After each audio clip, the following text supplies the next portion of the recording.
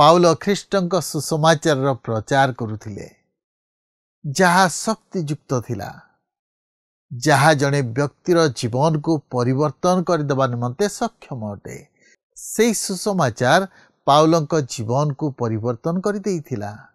आज कौन आम से सुसमाचार रे विश्वास करुछु जहा आपन को जीवन को मो जीवन को परिवर्तन कर देई पारे।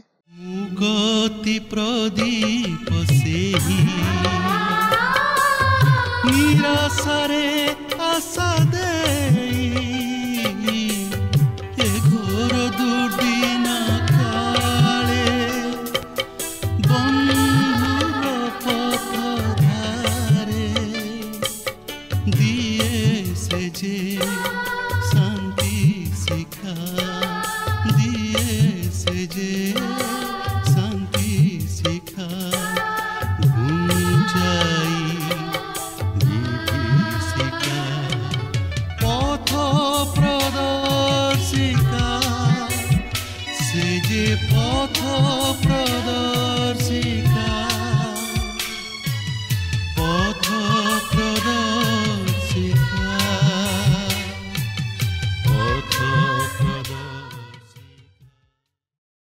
प्रिय दर्शक बंधु नमस्कार। प्रभु जीशु मधुर नाम रे आपन को आज पथ प्रदर्शिका कार्यक्रम को स्वागत करुअछि। आपन को मध्यरु अनेक आम सहित फोन रे जोगाजोग करिथिबारु समान को विशेष धन्यवाद दिए। जो माने एपर्यंत आम सहित जोगाजोग करि नाहंती मो समान को नम्रतार सहित अनुरोध करे जे आज ही आम सहित जोगाजोग करंतु। आमे आपन को पई प्रार्थना करूछु। प्रभु आपन को आशीर्वाद करंतु। आपन नियमित ई कार्यक्रम देखुथिबारु विशेष धन्यवाद। प्रभु आपन को बहुल भावे आशीर्वाद करंतु। आमे जेतेबेले द्वितीय करंथी पुस्तक उपरे अध्ययन करूछु पाउल विभिन्न विषय उपरे करंथी मंडलीर विश्वासी मानकु शिक्षा देउछंती। सेमाने विभिन्न प्रकार समस्या मध्य दे गति करुथिले।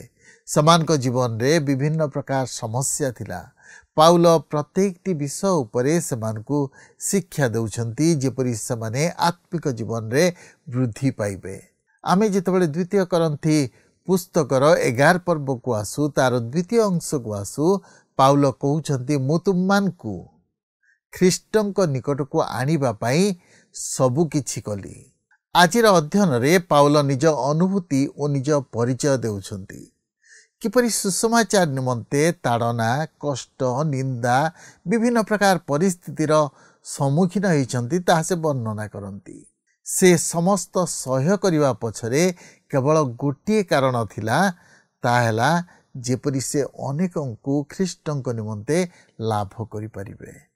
प्रिय बंधु आज आम जीवन रो लक्ष्य कौन? पाउल गोटे लक्ष्य नहीं जीवन यापन करथिले जेपरि अनेकंकु ख्रीष्टଙ୍କ निमंते लाभ करि परिबे। पाउल करंथी मंडलीर विश्वासी मानकु कहउछंती तुम माने निजको ज्ञानी मने करी जो समस्त भ्रांत शिक्षार वशवर्ती होइतिल मु आपना को निर्बोध कली। पाउल ख्रीष्टଙ୍କ निमंते सब किछि हबा निमंते प्रस्तुत अछंती। से प्रमाण करुछन जे ईश्वरଙ୍କ आह्वान कार्य संपूर्ण करिबा निमंते से विभिन्न प्रकार परिस्थिति मध्य दे गले। आज कोन आमे सब प्रकार परिस्थिति मध्य दे ईश्वरଙ୍କ गौरव करूछु कि तांको अनुकारी अटु कि आमे कोन तांको गौरवान्वित दउछु कि आमे कोन ईश्वरଙ୍କର गौरव करूछु कि। तबे आसंतु ए संपर्क रे अधिक आलोचना करिबा पूर्वरु एक भक्तिमूलक गीत सुनिबा।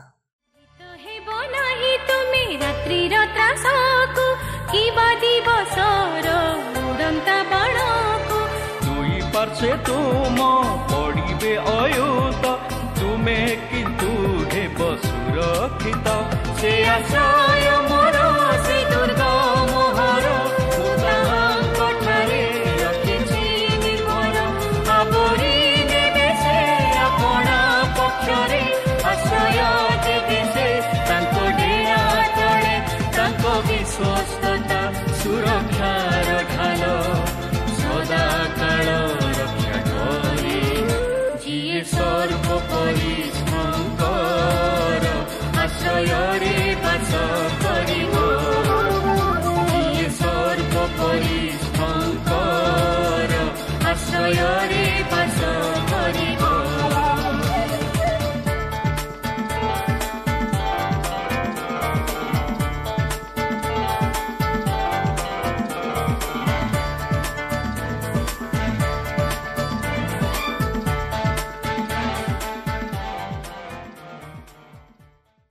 ଆସନ୍ତୁ ବର୍ତ୍ତମାନ ଆମେ ପ୍ରଭୁଙ୍କର ବାକ୍ୟ ମଧ୍ୟକୁ ଯିବା। ଆଜି ଆମେ 2 କରିନ୍ଥୀ 11 ପର୍ବର 16 ପଦରୁ ଆରମ୍ଭ କରି 12 ପର୍ବର 6 ପଦ ପର୍ଯ୍ୟନ୍ତ ଅଧ୍ୟୟନ କରିବା ନିମନ୍ତେ ଯିବା। ତେବେ ଏଠାରେ ମୁଁ ଆପଣଙ୍କୁ ସ୍ମରଣ କରାଇଦିଏ ଯେ ଗତ ପାଠରେ ଆମେ ଦେଖିଥିଲୁ ପାଉଲଙ୍କ ପ୍ରେରିତ ପଦର ସ୍ପଷ୍ଟୀକରଣ, ଆଉ ଆଜି ମଧ୍ୟ ଆମେ ତହିଁର କ୍ରମଶଃ ଅଧ୍ୟୟନ କରି ଆଲୋଚନା କରିବା ନିମନ୍ତେ ଯିବା। ତେବେ ଦେଖନ୍ତୁ 11 ପର୍ବର 16-17 ପଦରେ ଏହିପରି ଲେଖା ଅଛି, ମୁଁ ପୁନର୍ବାର କହୁଅଛି, କେହି ମୋତେ ନିର୍ବୋଧ ମନେ ନ କରୁ। କିନ୍ତୁ ଯଦି ତୁମେମାନେ ସେପରି ମନେ କର, ତେବେ ସୁଦ୍ଧା ମୋତେ ନିର୍ବୋଧ ପରି ଗ୍ରହଣ କର, ଯେପରି ମୁଁ ମଧ୍ୟ ଅଳ୍ପ ଦର୍ପ କରିପାରେ। ମୁଁ ଯାହା କହୁଅଛି ତାହା ପ୍ରଭୁଙ୍କ ମତାନୁସାରେ କହୁନାହିଁ, ମାତ୍ର ନିର୍ବୋଧ ତୁଲ୍ୟ ଏପରି ଅତ୍ୟନ୍ତ ସାହସରେ ଦର୍ପ କରି କହୁଅଛି। ପାଉଲ କହନ୍ତି ଯେ ସେ ଏହିପରି ନିର୍ବୋଧ ତୁଲ୍ୟ ଦର୍ପ କରିବା ଉଚିତ ଓ ସେମାନେ ତାହାଙ୍କୁ ନିର୍ବୋଧ ପରି ଗ୍ରହଣ କରିବା ଉଚିତ, କାରଣ ସେ ନିଜରୁ ସେହି ପ୍ରେରିତ ପଦର ଅଧିକାରୀ ହୋଇନାହାନ୍ତି, ମାତ୍ର ଖ୍ରୀଷ୍ଟ ତାହାଙ୍କୁ ସେହି ପ୍ରେରିତ ପଦର ଅଧିକାରୀ କରାଇଛନ୍ତି ଓ ସେ ଖ୍ରୀଷ୍ଟଙ୍କ ଦ୍ୱାରା ମନୋନୀତ ଜଣେ ପ୍ରେରିତ। ଯଦି ସେ ସେହି ପ୍ରେରିତ ପଦ ନିମନ୍ତେ ଦର୍ପ କରନ୍ତି, ତାହେଲେ ତହିଁରେ କିଛି କ୍ଷତି ନାହିଁ। ଯେଣୁ ସେ ତାହା ନିଜ ନିମନ୍ତେ କରୁନାହାନ୍ତି, ମାତ୍ର ସୁଷମାଚାରର ପକ୍ଷରେ କରୁଅଛନ୍ତି, ଯେପରି ସୁଷମାଚାରର ସତ୍ୟତା ପ୍ରତ୍ୟେକ ଲୋକମାନଙ୍କ ନିକଟରେ ପ୍ରକାଶିତ ହୁଏ ଓ ପ୍ରତ୍ୟେକଙ୍କ ଦ୍ୱାରା ଗୃହୀତ ହୁଏ। ତାହା ହିଁ ହେଉଛି ତାହାଙ୍କର ଲକ୍ଷ୍ୟ।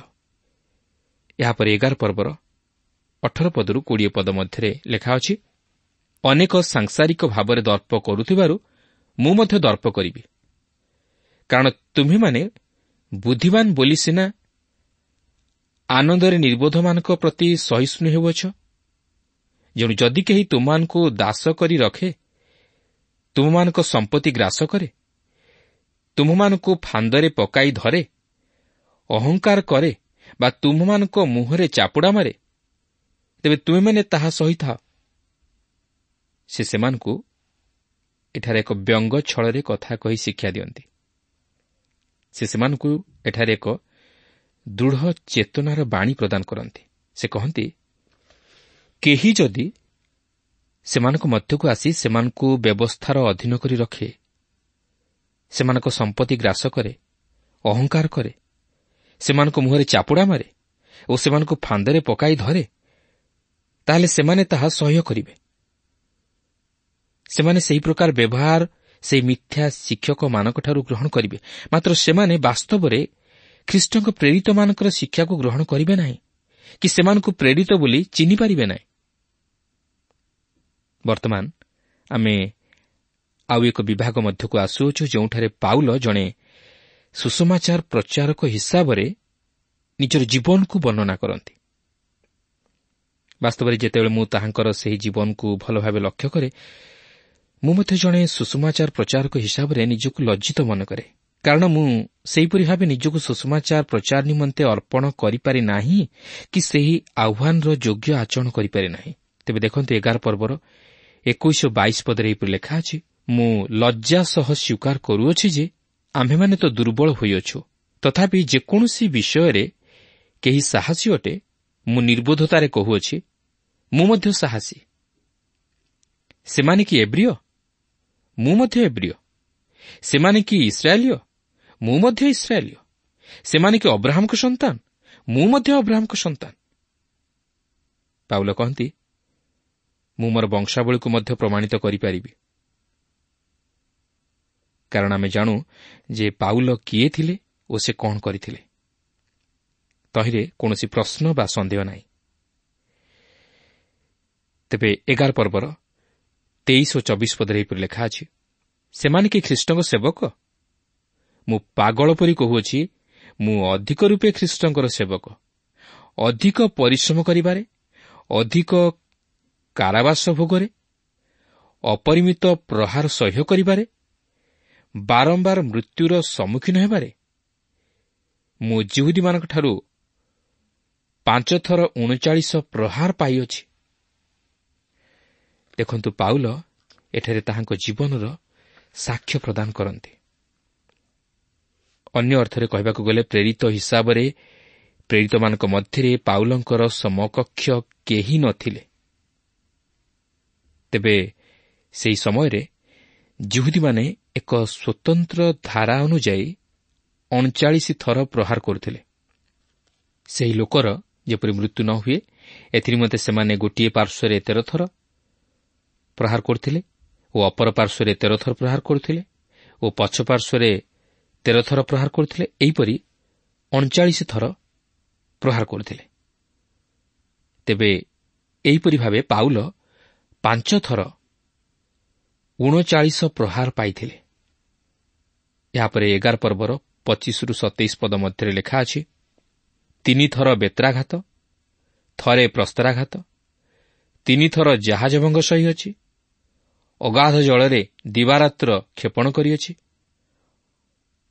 ଅନେକ ଥର ଯାତ୍ରା କରିବାରେ, ନଦୀର ବିପଦରେ, ଡକାୟତଙ୍କ ବିପଦରେ, ସ୍ୱଜାତିଠାରୁ ବିପଦରେ, ବିଜାତିମାନଙ୍କଠାରୁ ବିପଦରେ, ନଗରର ବିପଦରେ, ପ୍ରାନ୍ତରର ବିପଦରେ, ସମୁଦ୍ରର ବିପଦରେ, ଭଣ୍ଡ ଭାଇମାନଙ୍କଠାରୁ ବିପଦରେ, ପରିଶ୍ରମ ଓ କଷ୍ଟଭୋଗରେ, ଅନେକ ଥର ଉଜାଗରରେ, କ୍ଷୁଧା ଓ ତୃଷ୍ଣାରେ, ଅନେକ ଥର ଉପବାସରେ, ଶୀତ ଓ ଉଲ୍ଲଙ୍ଘତାରେ।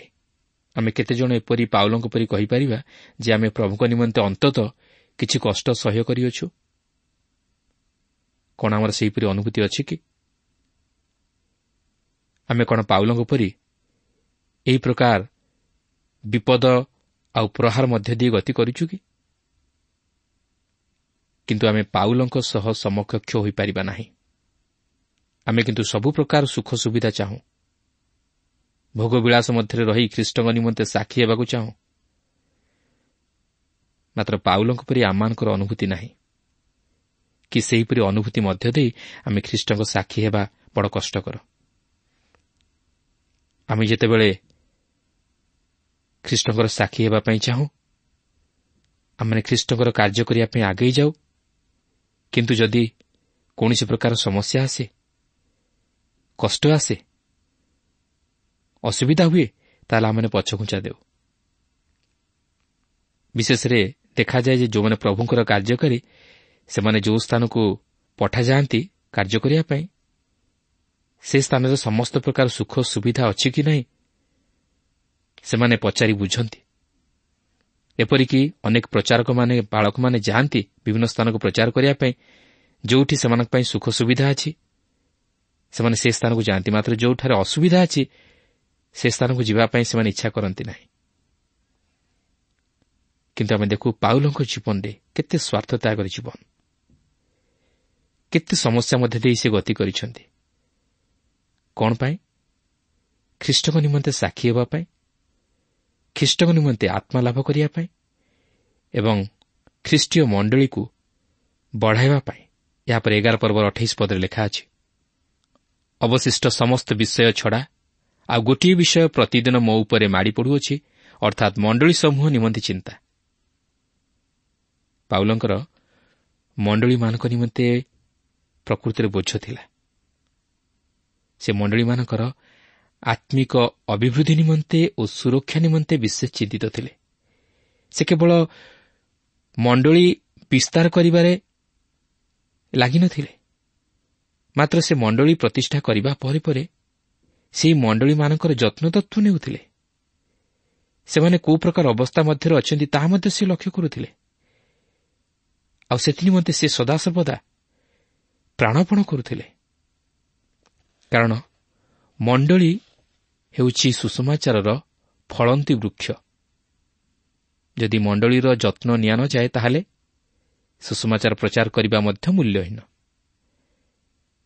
ଏହା ଏପରି ଜଣାଯାଏ ଯେ ବୃକ୍ଷ ଲଗାଇ ବୃକ୍ଷର ଫଳ ଖାଇବା ପୂର୍ବରୁ ଯେପରି ବୃକ୍ଷକୁ ହାଣି ଦିଆଯାଏ, ଏହା ଠିକ୍ ସେହିପରି ଆଜି ମଧ୍ୟ ପ୍ରତ୍ୟେକ ପାଳକ ତଥା ପ୍ରଚାରକମାନେ ମଣ୍ଡଳୀ ନିମନ୍ତେ ବୋଝଗ୍ରସ୍ତ ହେବା ଉଚିତ। କିନ୍ତୁ ଯଦି ସେମାନେ ମଣ୍ଡଳୀ ନିମନ୍ତେ ବୋଝଗ୍ରସ୍ତ ନୁହନ୍ତି, ମେଷମାନଙ୍କ ନିମନ୍ତେ ଚିନ୍ତା ନ କରନ୍ତି, ସେମାନଙ୍କର ରକ୍ଷଣାବେକ୍ଷଣ ନ କରନ୍ତି, ତାହେଲେ ସୁଷମାଚାରର ପ୍ରକୃତ ଆଭିମୁଖ୍ୟକୁ ସେମାନେ ସଫଳ କରିପାରିବେ ନାହିଁ। ଏହା ସେହି ଫଳନ୍ତି ବୃକ୍ଷକୁ କାଟିଦେଲା ପରି। କିନ୍ତୁ ପାଉଲଙ୍କର ମଣ୍ଡଳୀଗୁଡ଼ିକ ପ୍ରତି ଏକ ସ୍ୱତନ୍ତ୍ର ବୋଝ ଥିଲା। 11 ପର୍ବର 29-31 ପଦରେ ଲେଖା ଅଛି, କେହି ଦୁର୍ବଳ ହେଲେ ମୁଁ କ'ଣ ଦୁର୍ବଳ ନୁହେଁ? କେହି ବିଘ୍ନ ପାଇଲେ ମୁଁ କ'ଣ ଉତ୍ତପ୍ତ ହୁଏ ନାହିଁ? ଯଦି ମୋହର ଦର୍ପ କରିବାର ଆବଶ୍ୟକ ହୁଏ, ତେବେ ମୁଁ ମୋର ଦୁର୍ବଳତା ବିଷୟରେ ଦର୍ପ କରିବି। ମୁଁ ଯେ ମିଥ୍ୟା କହୁନାହିଁ, ଏହା ପ୍ରଭୁ ଯୀଶୁଙ୍କ ଈଶ୍ୱର ଓ ପିତା ଜାଣନ୍ତି। ସେ ଯୁଗେ ଯୁଗେ ଧନ୍ୟ। ପାଉଲ କହନ୍ତି, ଖ୍ରୀଷ୍ଟଙ୍କର ଜଣେ ପ୍ରଚାରକ ସ୍ୱରୂପେ ଏଠାରେ ମୁଁ ମୋହର କାର୍ଯ୍ୟର ବିବରଣୀ ପ୍ରଦାନ କରୁଅଛି। ପାଉଲ ଏଠାରେ ନିଜର ପ୍ରେରିତ ପଦର ସତ୍ୟାସତ୍ୟକୁ ସ୍ପଷ୍ଟ ଭାବେ ପ୍ରକାଶ କରନ୍ତି। ସେ ଯେ ଅନ୍ୟ ପ୍ରେରିତମାନଙ୍କ ତୁଳନାରେ କିଛି କମ୍ ନୁହନ୍ତି, ତାହା ସେଠାରେ ଦୃଢ଼ତାର ସହିତ ପ୍ରକାଶ କରନ୍ତି। ଆଉ ତାହା କେବଳ କଥାରେ ନୁହେଁ, ମାତ୍ର ସେ ଯେ କାର୍ଯ୍ୟରେ ତାହା ପ୍ରତିଫଳିତ କରିଅଛନ୍ତି, ତାହା ସେ ଅଧିକାରର ସହିତ କହୁଅଛନ୍ତି। ଆମମାନେ ସେପରି କହିପାରିବା କି? କହିପାରିବା ନାହିଁ। କିନ୍ତୁ ପାଉଲ କହିପାରୁଛନ୍ତି, ଯେହେତୁ ସେ ତାହା ସାଧନ କରୁଅଛନ୍ତି। 11 ପର୍ବର 32 ଓ 33 ପଦରେ ଲେଖା ଅଛି, ଦମେଶକରେ ହାରେତା ରାଜାଙ୍କ ଶାସନକର୍ତ୍ତା ମୋତେ ଧରିବା ନିମନ୍ତେ ଉକ୍ତ ସହରରେ ପ୍ରହରୀମାନଙ୍କୁ ଜଗାଇଥିଲେ, ଆଉ ଟୋକାଇରେ ଗୋଟିଏ ଖିଡ଼ିକି ବାଟେ ପାଚେରୀ ଦେଇ ମୋତେ ଓହ୍ଲାଇ ଦିଆଗଲା। ପୁଣି ମୁଁ ତାଙ୍କ ହସ୍ତରୁ ରକ୍ଷା ପାଇଲି। ବାସ୍ତବରେ ଏହା କେତେ ଦୁଃଖର ବିଷୟ। ପାଉଲଙ୍କୁ ଗୋଟିଏ ଟୋକାଇରେ ଗୋଟିଏ ଖିଡ଼ିକି ବାଟେ ପାଚେରୀ ଦେଇ ଓହ୍ଲାଇ ଦିଆଗଲା, ଯେପରି ସେ ତାଙ୍କର ଶତ୍ରୁମାନଙ୍କ ଦ୍ୱାରା ହତ ନ ହୁଅନ୍ତି। ଚିନ୍ତା କରନ୍ତୁ, ଆଜି କ'ଣ ଆମେ ସେହିପରି ପରିସ୍ଥିତିର ସମ୍ମୁଖୀନ ହୋଇଛୁ କି? କିନ୍ତୁ ପାଉଲଙ୍କ ବିଷୟ ଭାବିଲେ ଯେତିକି କୌତୁହଳ ବୋଲି ମନେ ହୁଏ, ସେତିକି ଦୁଃଖ ମଧ୍ୟ ଲାଗେ। ମାତ୍ର ସେ ଏହିସବୁ ଖ୍ରୀଷ୍ଟଙ୍କ ନିମନ୍ତେ ସହ୍ୟ କରିଥିଲେ। ଏହା ତାହାଙ୍କ ପ୍ରେରିତ ପଦର ମୁଦ୍ରାଙ୍କ ସ୍ୱରୂପ ଥିଲା। ତେଣୁ ପ୍ରିୟ ବନ୍ଧୁ, ଆଜି ଯଦି ଆପଣ ଖ୍ରୀଷ୍ଟଙ୍କ ସେବାରେ କୌଣସି ତାଡ଼ନା ବା ସମସ୍ୟାର ସମ୍ମୁଖୀନ ହୁଅନ୍ତି, ସେଥି ନିମନ୍ତେ ଗର୍ବିତ ହୁଅନ୍ତୁ ନାହିଁ। କିନ୍ତୁ ପାଉଲଙ୍କ ବିଷୟକୁ ଟିକେ ମନରେ ସ୍ମରଣ କରନ୍ତୁ। ତାହେଲେ ଆପଣ ଖ୍ରୀଷ୍ଟଙ୍କ ନିମନ୍ତେ ଅଧିକ କିଛି ସହ୍ୟ କରିବା ପାଇଁ ଓ ସାଧନ କରିବା ପାଇଁ ପ୍ରେରଣା ପାଇପାରିବେ। ଆମେ ପ୍ରଭୁଙ୍କ ନିକଟରେ ଏହି ପ୍ରାର୍ଥନା କରିବା ଉଚିତ, ହେ ପ୍ରଭୁ, ମୋତେ ପାଉଲଙ୍କ ପରି ତୁମ୍ଭର ଜଣେ ସତ୍ୟ ତଥା ବିଶ୍ୱସ୍ତ ସେବକ ହେବା ନିମନ୍ତେ ସାହାଯ୍ୟ କର। ତାହେଲେ ପ୍ରଭୁ ନିଶ୍ଚିତ ଭାବରେ ଆପଣଙ୍କୁ ଓ ମୋତେ ସାହାଯ୍ୟ କରିବେ। ବର୍ତ୍ତମାନ ଆମେ ଏହି 2 କରିନ୍ଥୀୟ ପତ୍ରର 12 ପର୍ବଟିକୁ ଅଧ୍ୟୟନ କରିବାକୁ ଯିବା। ଏହି ପର୍ବର ମୁଖ୍ୟ ପ୍ରସଙ୍ଗ ହେଉଛି ପାଉଲଙ୍କ ପ୍ରେରିତ ପଦର ଭାବବାଣୀ। ତେବେ ଏକ କୌତୁହଳର ବିଷୟ ହେଉଛି ଯେ ପବିତ୍ର ବାଇବଲ 3 ଜଣ ବ୍ୟକ୍ତିଙ୍କ ବିଷୟ ନେଇ ପ୍ରକାଶ କରେ, ଯେଉଁମାନେ କି ସ୍ୱର୍ଗକୁ ଯାତ୍ରା କରିଥିଲେ ଓ ଫେରି ଆସିଥିଲେ। ସେମାନଙ୍କ ମଧ୍ୟରୁ କେହି ହେଲେ ପୁରାତନ ନିୟମର ନ ଥିଲେ। ଆପଣଙ୍କ ମନରେ ଏଠାରେ ପ୍ରଶ୍ନ ଆସିପାରେ ଯେ ପୁରାତନ ନିୟମରେ ହନୋକ ଓ ଏଲିୟଙ୍କ ବିଷୟରେ କ'ଣ କୁହାଯାଇପାରେ? ସେମାନେ କ'ଣ ସ୍ୱର୍ଗକୁ ନୀତ ହୋଇନଥିଲେ? ମୁଁ ଭାବେ ନାହିଁ ଯେ ସେମାନେ ସ୍ୱର୍ଗକୁ ଯାଇଥିଲେ, କାରଣ ପ୍ରଭୁ ଯୀଶୁ ନିଜେ କହନ୍ତି, ଯାହାକି ଯୋହନ 3 ପର୍ବର 13 ପଦରେ ଲେଖା ଅଛି, ଆଉ ଯେଉଁ ମନୁଷ୍ୟ ପୁତ୍ର ସ୍ୱର୍ଗରୁ ଅବତରଣ କଲେ, ତାହାଙ୍କ ବିନା ଆଉ କେହି ସ୍ୱର୍ଗାରୋହଣ କରିନାହିଁ। ତେଣୁ ମୁଁ ଭାବେ ନାହିଁ ଯେ ପ୍ରଭୁ ଯୀଶୁ ଏହିପରି ମନ୍ତବ୍ୟ ଦେବା ପୂର୍ବରୁ ଆଉ କେହି ସ୍ୱର୍ଗାରୋହଣ କରିଥିଲେ। ହଁ, ଏଲିୟ ଯଦିଓ ସ୍ୱର୍ଗାରୋହଣ କରିଥିଲେ, ମାତ୍ର ସେ ସେହି ବାୟୁମଣ୍ଡଳର ଶୂନ୍ୟ ସ୍ଥାନ ମଧ୍ୟକୁ ଗମନ କରିଥିଲେ। ଏଠାରେ ଆମେ ଜାଣି ରଖିବା ଉଚିତ ଯେ 3ଟି ସ୍ୱର୍ଗ ରହିଅଛି। ଗୋଟିଏ ସ୍ୱର୍ଗ ପକ୍ଷୀର ସ୍ୱର୍ଗ, ଅର୍ଥାତ୍ ଯେଉଁ ସ୍ତର ମଧ୍ୟରେ ପକ୍ଷୀମାନେ ବିଚରଣ କରନ୍ତି। ଦ୍ୱିତୀୟରେ ଗ୍ରହ ନକ୍ଷତ୍ରର ସ୍ୱର୍ଗ, ଯେଉଁଠାରେ କି ଗ୍ରହ ନକ୍ଷତ୍ରମାଳା ଦେଖାଯାନ୍ତି, ଓ ଶେଷରେ ତୃତୀୟ ସ୍ୱର୍ଗ, ଯାହାକି ପରମେଶ୍ୱରଙ୍କର ବାସସ୍ଥାନ। ତେଣୁ ଯେଉଁ ସମୟରେ ପ୍ରଭୁ ଯୀଶୁ ଏହି ପ୍ରକାର ମନ୍ତବ୍ୟ ଦେଇଥିଲେ, ସେହି ସମୟ ପର୍ଯ୍ୟନ୍ତ ସମ୍ଭବତଃ କେହି ସ୍ୱର୍ଗାରୋହଣ କରିନଥିଲେ। ସେ କହନ୍ତି, ମନୁଷ୍ୟପୁତ୍ର ସ୍ୱର୍ଗରୁ ଅବତରଣ କଲେ। ଏହାପରେ ଆମେ ନୂତନ ନିୟମରେ 2 ଜଣଙ୍କୁ ଜାଣିବାକୁ ପାରୁ, ଯେଉଁ 2 ଜଣ ସ୍ୱର୍ଗକୁ ଯାଇ ଫେରିଆସିଥିଲେ। ସେହି ପାତ୍ମଦ୍ୱୀପରେ ଯୋହନ ସ୍ୱର୍ଗକୁ ନୀତ ହୋଇଥିଲେ। ସେ ଯେଉଁସବୁ ବିଷୟ ଦେଖିଲେ ଓ ଶୁଣିଲେ, ତାହା ସବୁ ପ୍ରକାଶିତ ବାକ୍ୟରେ ପ୍ରକାଶ କରିଅଛନ୍ତି। ସେ ସେହି ତୃତୀୟ ସ୍ୱର୍ଗରେ ଯାଇ ପହଞ୍ଚିଥିଲେ, ଯେଉଁଠାରେ କି ଈଶ୍ୱରଙ୍କ ସିଂହାସନ ଅବସ୍ଥିତ। କାରଣ ପ୍ରକାଶିତ ବାକ୍ୟ 4 ପର୍ବର ପ୍ରଥମ 2 ପଦରେ ଲେଖା ଅଛି, ଏହାପରେ ମୁଁ ଦୃଷ୍ଟିପାତ କଲି, ଆଉ ଦେଖ, ସ୍ୱର୍ଗରେ ଗୋଟିଏ ଦ୍ୱାର ଉନ୍ମୁକ୍ତ। ପୁଣି ତୁରୀ ଶବ୍ଦ ସଦୃଶ ମୋ ସହିତ କହୁଥିବା ଯେଉଁ ସ୍ୱର ମୁଁ ପୂର୍ବରେ ଶୁଣିଥିଲି, ତାହା କହିଲା, ଏଠାକୁ ଉଠିଆସ। ଯାହାସବୁ ଏହା ପରେ ଅବଶ୍ୟ ଘଟିବ, ସେହିସବୁ ଆମେ ତୁମକୁ ଦେଖାଇବୁ। ସେହିକ୍ଷଣି ମୁଁ ଆତ୍ମାରେ ଆବିଷ୍ଟ ହେଲି। ଆଉ ଦେଖ, ସ୍ୱର୍ଗରେ ଗୋଟିଏ ସିଂହାସନ ସ୍ଥାପିତ ହୋଇଅଛି, ପୁଣି ସିଂହାସନ ଉପରେ ଜଣେ ଉପବିଷ୍ଟ ଅଛନ୍ତି। ଏହାପରେ ପାଉଲ ହେଉଛନ୍ତି ଆଉ ଜଣେ ବ୍ୟକ୍ତି, ଯେ କି ସ୍ୱର୍ଗକୁ ନୀତ ହୋଇଥିଲେ। ଏହି ବିଷୟ ଆମେ ଏହି 2 କରିନ୍ଥୀୟ 12 ପର୍ବରେ ଲକ୍ଷ୍ୟ କରିବାକୁ ପାରିବା। ତେଣୁକରି 3 ଜଣ ବ୍ୟକ୍ତିଙ୍କର ଆମେ ପରିଚୟ ପାଉଅଛୁ, ଯେଉଁମାନେ କି ସ୍ୱର୍ଗରୁ ସମ୍ବାଦ ଆଣି ଜଣାଇବା ନିମନ୍ତେ ସମର୍ଥ ହୋଇଥିଲେ। ଆଉ ସେମାନେ ହେଲେ ପ୍ରଭୁ ଯୀଶୁଖ୍ରୀଷ୍ଟ, ଯେ କି ମାନବ ରୂପ ଧାରଣ କରି ସ୍ୱର୍ଗରୁ ଅବତରଣ କଲେ ଓ ସ୍ୱର୍ଗ ବିଷୟ ନେଇ ଅନ୍ୟମାନଙ୍କ ଅପେକ୍ଷା ଅଧିକ ବିଷୟ ପ୍ରକାଶ କଲେ। ମାତ୍ର ତଥାପି ସେ ଏହି ବିଷୟରେ ଅତି ଅଳ୍ପ ପ୍ରକାଶ କରିଥିଲେ। ଯୋହନଙ୍କର ମଧ୍ୟ ଏହି ବିଷୟ ନେଇ ଅଧିକ କିଛି କହିବାର ନାହିଁ, କି ପାଉଲଙ୍କର ମଧ୍ୟ ଏହି ବିଷୟ ନେଇ ସେପରି କିଛି କହିବାର ନାହିଁ। ମାତ୍ର ପାଉଲ ଏହି 12 ପର୍ବରେ ଆମମାନଙ୍କୁ କିଛି କହନ୍ତି ଯେ, ଯଦି ସେ ତାହାଙ୍କର ସେହି ପ୍ରେରିତ ପଦର ଆତ୍ମପକ୍ଷ ସମର୍ଥନ କରିବା ନିମନ୍ତେ ବାଧ୍ୟ କରାଯାଇ ନଥାନ୍ତେ, ତାହେଲେ ସେ ସେହିସବୁ ବିଷୟ ଏଠାରେ ଆଦୌ ପ୍ରକାଶ କରିନଥାନ୍ତେ। ସେ ଏହି ପର୍ବରେ ତାହାଙ୍କର ସେହି ସ୍ୱର୍ଗାରୋହଣ ବିଷୟ ନେଇ କିଛି ପ୍ରକାଶ କରନ୍ତି। ପ୍ରଥମେ ଆମେ ପାଉଲଙ୍କର ଅନୁଭୂତି ବିଷୟ ନେଇ କିଛି ଅଧ୍ୟୟନ କରିବା। 12 ପର୍ବର ପ୍ରଥମ ପଦରେ ଲେଖା ଅଛି, ଯଦ୍ୟପି ଦର୍ପ କରିବା ହିତକର ନୁହେଁ, ତଥାପି ମୋତେ ଦର୍ପ କରିବାକୁ ପଡ଼ୁଅଛି। ମୁଁ ପ୍ରଭୁଙ୍କ ଦର୍ଶନ ଓ ପ୍ରକାଶିତ ବିଷୟ କହିବି। ପାଉଲ ଖ୍ରୀଷ୍ଟଙ୍କ ସକାଶେ ଯେଉଁ ସମସ୍ତ ଦୁଃଖ ଓ କ୍ଲେଶର ମଧ୍ୟ ଦେଇ ଗତି କରିଥିଲେ, ସେସବୁ ବିଷୟ ଦେଖାଇବା ନିମନ୍ତେ ସେ ଅନେକଗୁଡ଼ିଏ ଘଟଣା ବର୍ଣ୍ଣନା କରିଅଛନ୍ତି।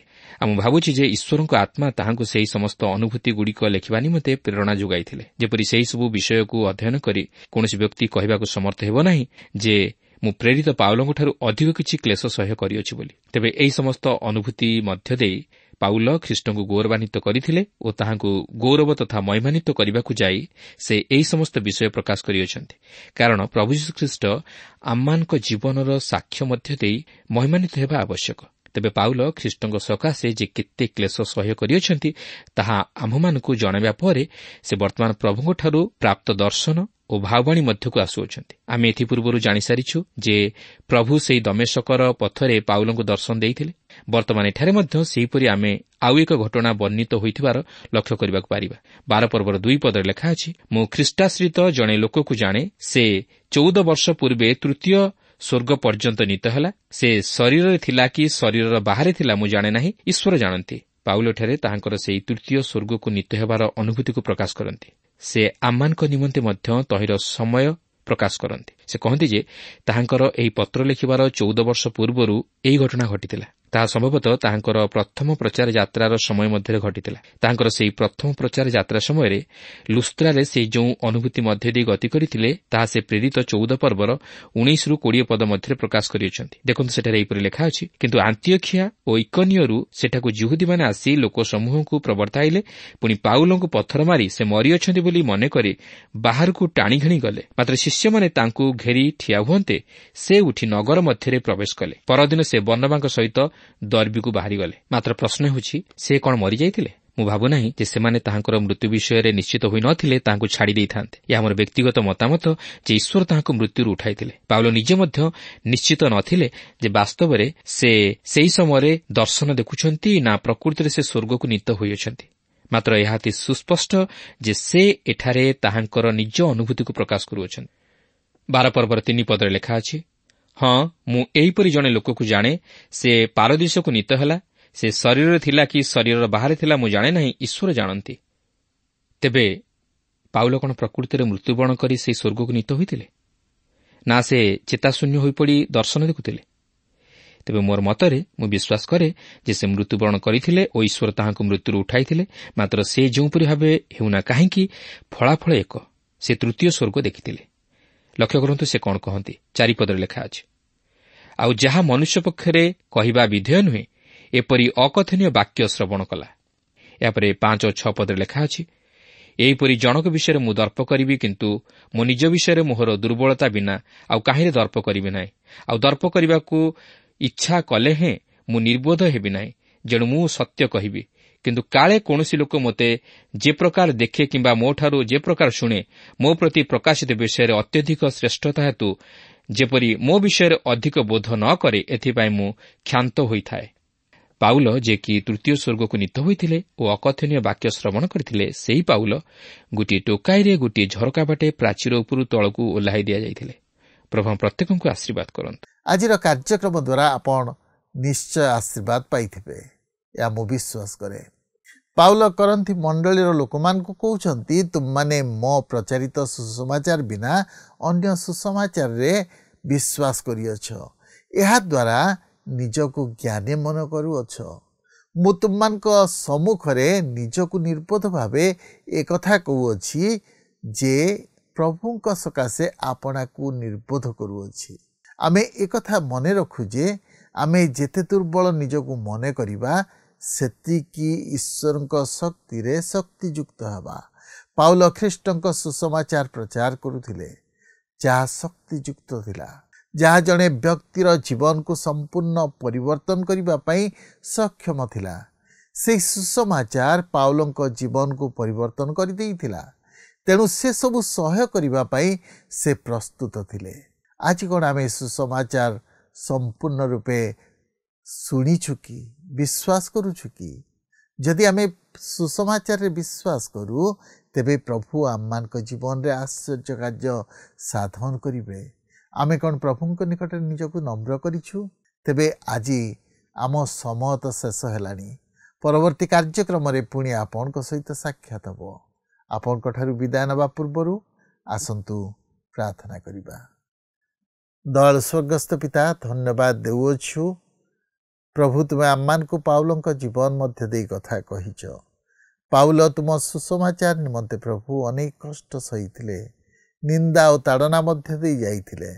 କିନ୍ତୁ ପ୍ରଭୁ ସେ ଜୀବନରେ ତୁମକୁ ପ୍ରଥମ ସ୍ଥାନ ଦେଇଥିଲେ। ପ୍ରଭୁ ତୁମେ ଆମମାନଙ୍କୁ ସେ ପ୍ରକାର କର, ଆମେ ଯେପରି ପ୍ରଭୁ ଗୋଟିଏ ଲକ୍ଷ୍ୟ ନେଇ ଏ ଜଗତରେ ବଞ୍ଚିବୁ, କେବଳ ତୁମ ପାଇଁ ବଞ୍ଚିବୁ, ତୁମର ମହିମା ତୁମର ଗୌରବ କରିବୁ, ସେଇ ଅନୁଗ୍ରହ ତୁମେ ଆମମାନଙ୍କୁ ଦାନ କର। ପ୍ରଭୁ ପ୍ରାର୍ଥନା କରୁଛୁ, ହଁ ପ୍ରଭୁ ଆମ ପ୍ରତ୍ୟେକ ଦର୍ଶକ ବନ୍ଧୁଙ୍କୁ ତୁମେ ଆଶୀର୍ବାଦ କର। ପ୍ରଭୁ ତୁମେ ସେମାନଙ୍କ ଅଭାବ ପୂରଣ କର। ସେମାନଙ୍କ ହଁ ପ୍ରଭୁ ଜୀବନରେ ଯାହା କିଛି ସମସ୍ୟା ଅଛି ପ୍ରଭୁ ତୁମେ ସମାଧାନ କର। ପ୍ରଭୁ ପ୍ରତ୍ୟେକ ଯେପରି ପ୍ରଭୁ ତୁମଠାରେ ବିଶ୍ୱାସ ସ୍ଥାପନ କରିବେ, ତୁମ ନିକଟବର୍ତ୍ତୀ ହେବେ, ସେହି ଅନୁଗ୍ରହ ତୁମେ ଦାନ କର। ପ୍ରଭୁ ତୁମେ ପ୍ରାର୍ଥନା ଶୁଣିଲେ ଉତ୍ତର ଦେଲ ବୋଲି ଧନ୍ୟବାଦ ଦେଇ ଏହି ପ୍ରାର୍ଥନା ପ୍ରିୟ ଯୀଶୁଙ୍କ ନାମରେ ମାଗିଲୁ, ଆମେନ୍। ବହୁତ ବହୁତ ଧନ୍ୟବାଦ। ପ୍ରଭୁ ଆପଣଙ୍କୁ ଆଶୀର୍ବାଦ କରନ୍ତୁ। ଗତ ପ୍ରଶ୍ନର ଉତ୍ତରଟି ହେଲା ସି ପାଉଲ। ଆଜିର ପ୍ରଶ୍ନଟି ହେଲା, ପାଉଲ କେତେ ଥର ବେତ୍ରାଘାତ ପାଇଥିଲେ? A 10, B 5, C 6, D 3।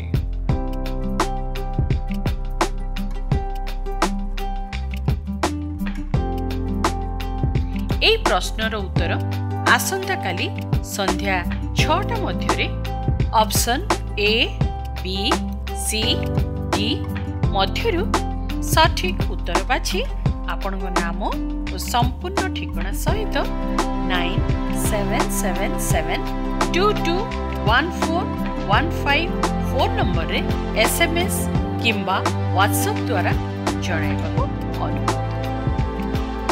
जदि आपको आम कार्यक्रम भल लगुच तेबे 0444908126 रे मिस्ड कॉल दे विजय होई परिबे।